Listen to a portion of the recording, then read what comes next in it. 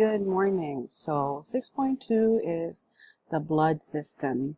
Interestingly enough, it's funny how this chapter's title is the blood system, but you don't really have to learn the components of the blood until 6.3. However, I can refer to this as the cardiovascular system because this chapter is strictly going to be talking about cardio, the heart, vascular, and the blood vessels, so cardiovascular system. But anyway, IB wants to use the blood system. All right, so three things that you need to know here are blood vessels, double circulation, and the heart. This chapter is somewhat long, so please make sure to read your textbook. This is just a supplemental summary concept map of the whole chapter. All right, so let's start by talking about blood vessels. So you have learned from middle school or lower school that your blood vessels could either be your arteries, capillaries, and your veins. So let's look at a diagram. Okay, so what you can see here is that your arteries and your vein look somewhat similar. The only big difference that you can see here is that your artery will have a thicker tunica media, or a thicker muscular layer, compared to your vein.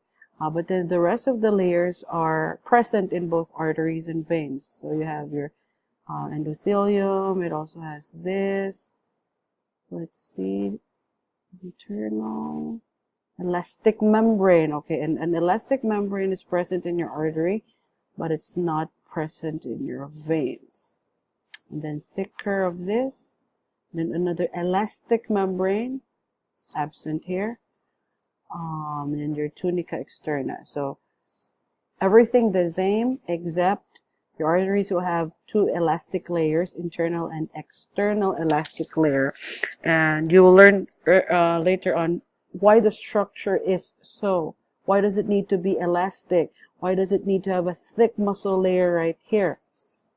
Also, if you've noticed here in your vein, there's presence of valves. This doesn't have valves inside. Veins have valves inside. So why does a vein need to have a valve?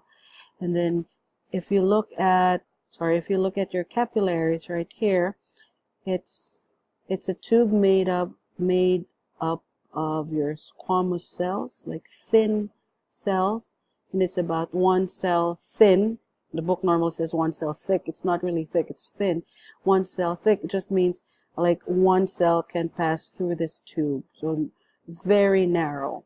You also need to know from this picture is that your arteries become smaller and smaller branches called arterioles. Eventually it becomes your capillaries.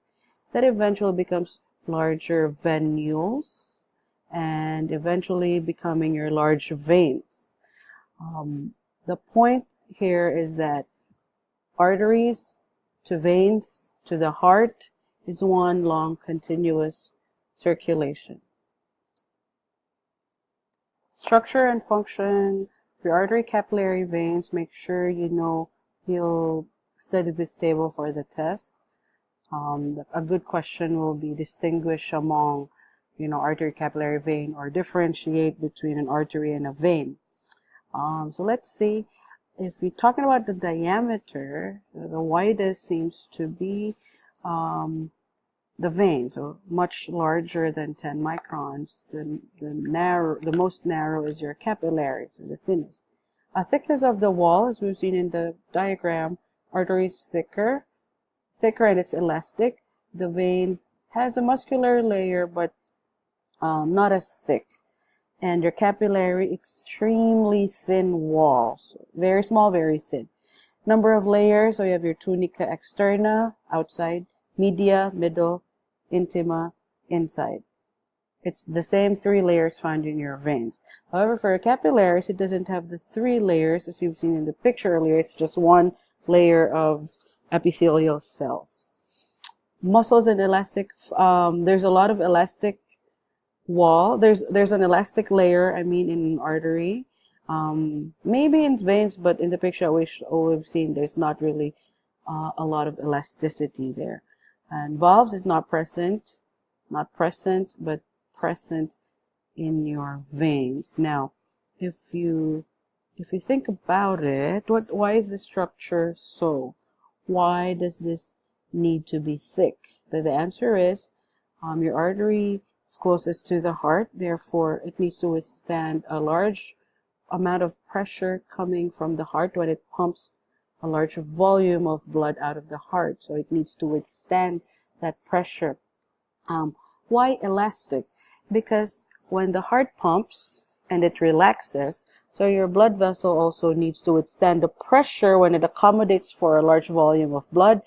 And then when the heart relaxes, it also needs to relax.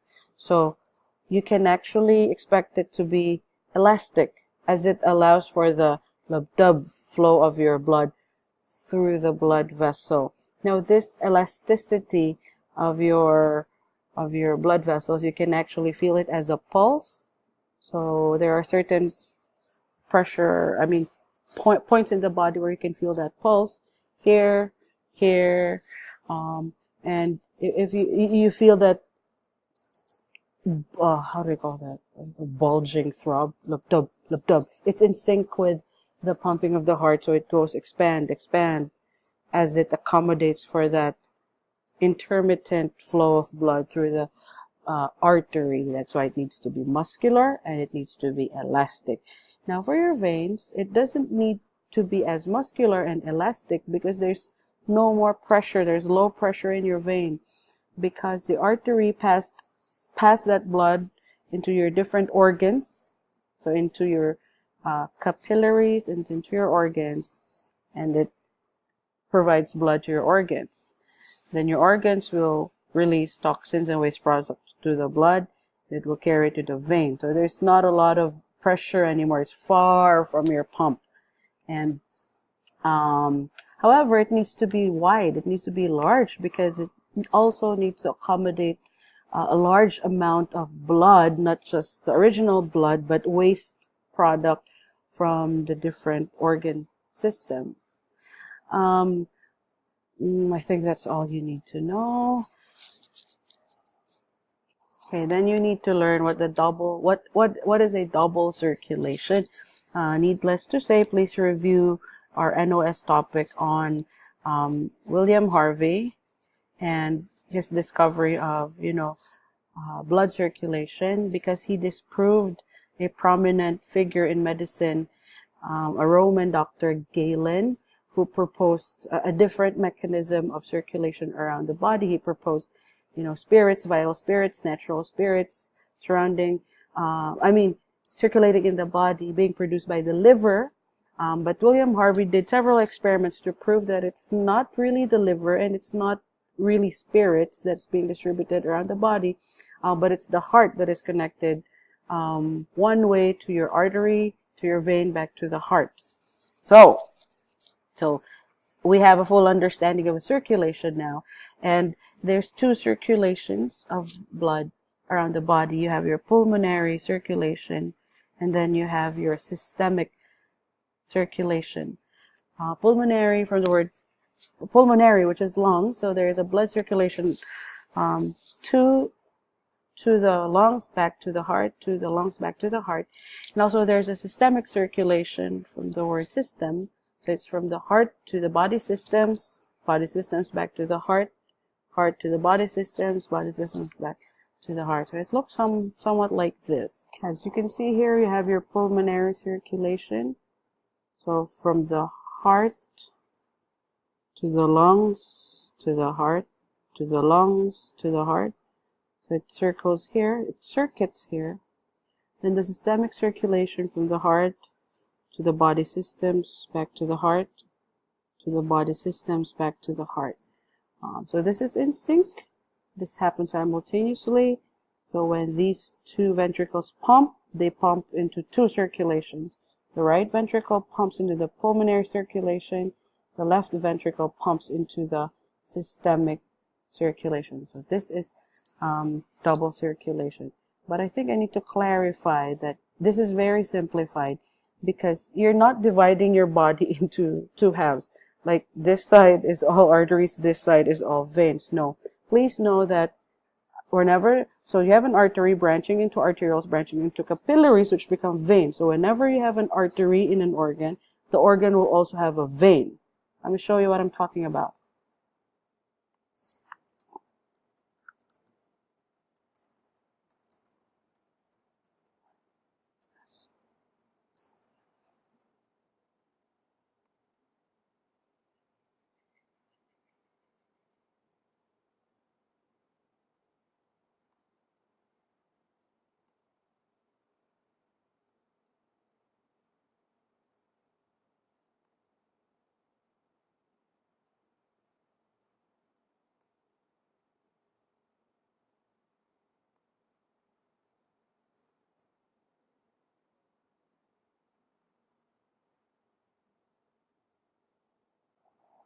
So you have your a sample specimen from the Bodies Museum, where they injected the dye to expose all the the extensive branching of your blood vessels. What you need to realize here is this: whenever you have an artery, you have a vein. So here, for example, this is the liver. It looks blue, but underneath you can also see like red branches. Look at the lungs. It also has both red and blue blood vessels. Even here, your stomach area and your intestine area, you have blue and red. So whenever you have an artery, you have a vein. Okay? The only place where you can find a distinction between your oxygenation is in the heart itself. So you can see this side, the right side of your heart is blue. The left side is red. That's the only distinction of red and blue. The rest of the body will have both arteries and veins. Okay. The last part of the chapter is really going to look at the heart itself, the pumping organ of the body. So let's look at the anatomy of the heart. For the anatomy, please know the 4 chambers, the 4 valves, and the blood vessels surrounding your heart. So the 4 chambers comes from the word room. So you have your right atrium, right ventricle, left atrium, left ventricle. Okay. Now the 4 valves or openings or doors in the chambers are, there's a door in between your right atrium and right ventricle. This is called your tricuspid valve. Tricuspid because, as you can see, it's made up of 1, 2, 3 cusps. All right, and this side, you call it the bicuspid valve. It's made up of 1, 2 cusps or flaps. So these two are called atrioventricular valves because there are openings between the atrium and the ventricles. All right, the other 2 valves are called the pulmonary and your aortic valve. For pulmonary, because it's found inside your pulmonary artery right here, and aortic valve because it's found inside your aorta. Again, your 4 valves are tricuspid, bicuspid, pulmonary, aortic valves. All of those valves make sure that there's no mixing of oxygenated and deoxygenated blood in between the chambers of the heart. All right, now you have your major blood vessels here: superior and inferior vena cava, superior above, inferior below. These drains blood from the upper part of your body, head, shoulder. This drains blood from the lower part of your body, your abdomen and your lower limbs. And then you have your pulmonary artery right here. It's called the pulmonary artery because it goes into your pulmonary system or the lungs. Okay. You have your pulmonary veins right here on each side, left, then right pulmonary veins here that drains blood into your left atrium. Then you have the largest artery called the aorta. All right, so those are the blood vessels surrounding the heart. Please also remember that the heart has its own blood supply. We call it coronary blood vessels because this is your heart surrounded by your coronary blood vessels. If you remove those blood vessels, as you turn it upside down, it looks like a crown. So it's surrounding your heart. Why does your heart need blood supply? Well, obviously because your heart is a muscle and it also needs oxygen to keep pumping, to keep contracting, to keep shortening. All right, so chambers, valves, and blood vessels. Please remember, look at your diagram. We're going to have an experiment here. Make sure you know the different anatomical parts.